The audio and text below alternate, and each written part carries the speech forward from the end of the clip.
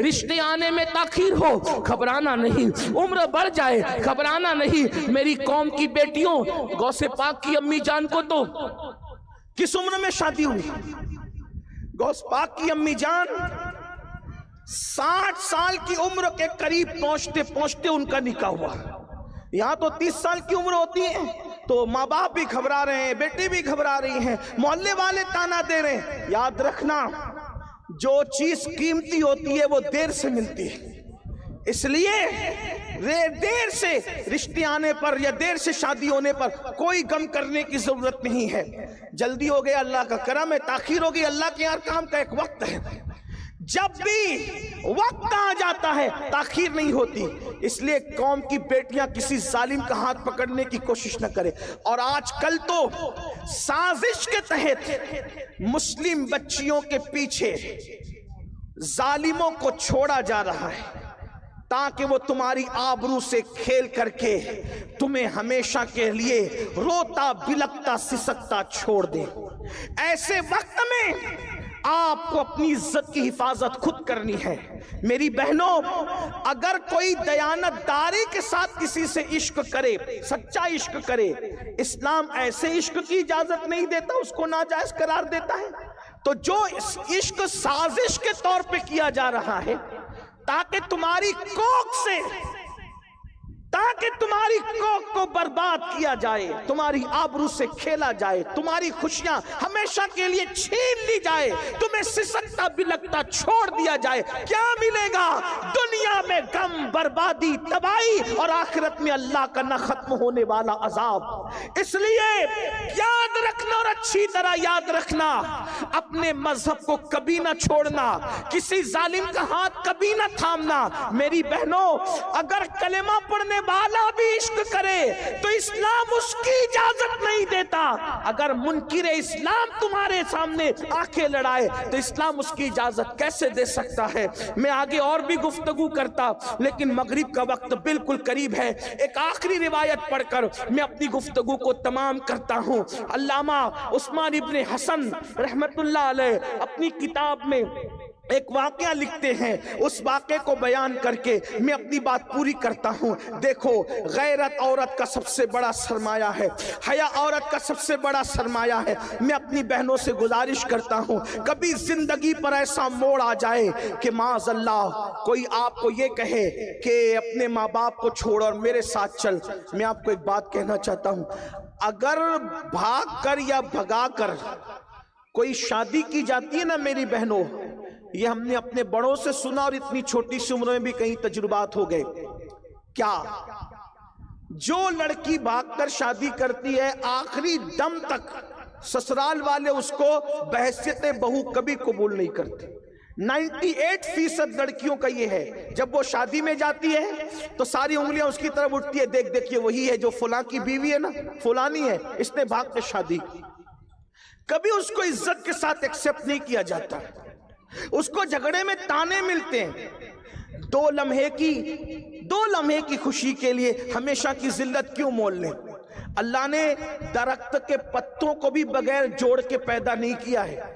میری بہنوں، مسلمان ہو تو سن لو، اللہ نے درختوں کے پتوں کو بھی بغیر جوڑے کے پیدا نہیں کیا، اللہ نے ستاروں کو بھی بغیر جوڑے کے پیدا نہیں کیا، سر کے بال بھی بغیر جوڑے کے نہیں ہیں، داڑھی کے بال بھی بغیر جوڑے کے نہیں ہیں، جسم کے بال بھی بغیر جوڑے کے نہیں ہیں، چونٹیاں اور کیڑے مکوڑے بھی بغیر جوڑے کے نہیں ہیں۔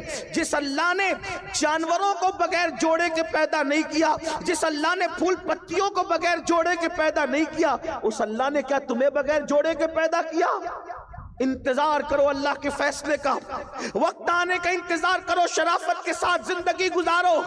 اور ایک بات آپ سے کہوں، یاد رکھنا اور اچھی طرح یاد رکھنا، اچھا رشتہ بھی اللہ سے ڈرنے کی بنیاد پہ آتا ہے۔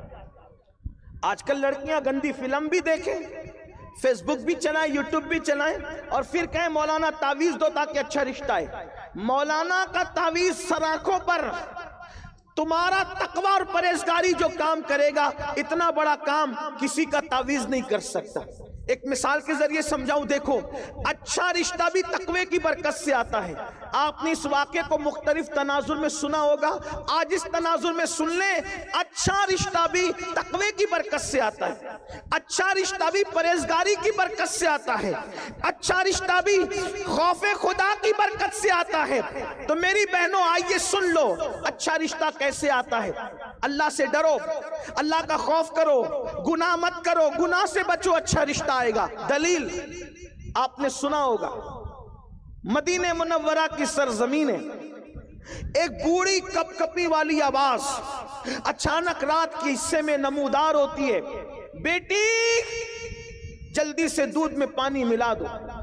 اچانک ایک جوان آواز اس کا جواب بن کر کے ٹکراتی ہے, امی, امیر المومنین نے منع کیا ہے دودھ میں پانی ملا کر بیچنے سے, اس کی اسلام اجازت نہیں دیتا. پھر بوڑھی کپ کپی آواز ٹکراتی ہے, بیٹی مسلمانوں کا امیر تو سو رہا ہوگا عمر ابن خطاب, وہ کہاں دیکھ رہا ہے. پھر بیٹی کی طرف سے جواب جاتا ہے, امی مسلمانوں کا امیر عمر نہیں دیکھ رہا ہے, لیکن ہم سب کا خدا اللہ تو دیکھ رہا ہے. تقوی دیکھو, پرہیزگاری دیکھو, خدا کا کرنا. اس وقت امیر المومنین مدینے کی گلیوں میں رعایا کے حال اور مزاج پرسی کے لیے گھوم رہے تھے. جب یہ کان میں آواز ٹکرائی, سوچا کوئی اتنی بھی پرہیزگار لڑکی ہے مدینے منورہ میں. اس لیے کہ صحابہ کا دور اختتام کی طرف جا رہا تھا اور تابعین کا دور شروع ہو رہا تھا. اللہ کے رسول علیہ السلام پردہ فرما چکے تھے, امیر المومنین نہیں دیکھ رہے, اللہ تو دیکھ رہا ہے. یہ تصور تھا اس نوجوان لڑکی کا. آج کیا حال ہے؟ امیر المومنین نے گھر پہ نشان لگایا, معلومات لی تو پتا چلا وہ لڑکی کنواری ہے, اور اس کے بعد اپنے بیٹوں سے کہا کہ میں بوڑھا ہو گیا ہوں, تم میں کون ہے اس سے نکاح کرے گا. دیکھو اس کا رشتہ اس کی ماں نے نہیں بھیجا, اس لڑکی کو ڈھونڈنا نہیں پڑا, اللہ دیکھ رہا. اس تصور نے اس کو بہو کس کی بنایا. توجہ کریں, کتنے بڑے گھر کی بہو بن گئی. اللہ اکبر. سینکڑوں مربع میل پر حکومت کرنے والے امیر المومنین فاروق اعظم کی بہو بننے کا شرف اس کو حاصل ہوا. بیٹوں سے کہا کون تم میں سے نکاح کرے گا. ایک بیٹے نے ذمہ داری لیا, پتہ ہے صرف وہ بہو نہیں بنی امیر المومنین کی, بلکہ اس خاتون کو قیامت تک یاد رکھا جائے گا. فاروق اعظم کی بہو بنی, اس سے بیٹی پیدا ہوئی, اور اس بیٹی سے جو بیٹا پیدا ہوا وہ پہلی صدی کا مجدد عمر ابن عبدالعزیز رضی اللہ تعالیٰ کی ساتھ.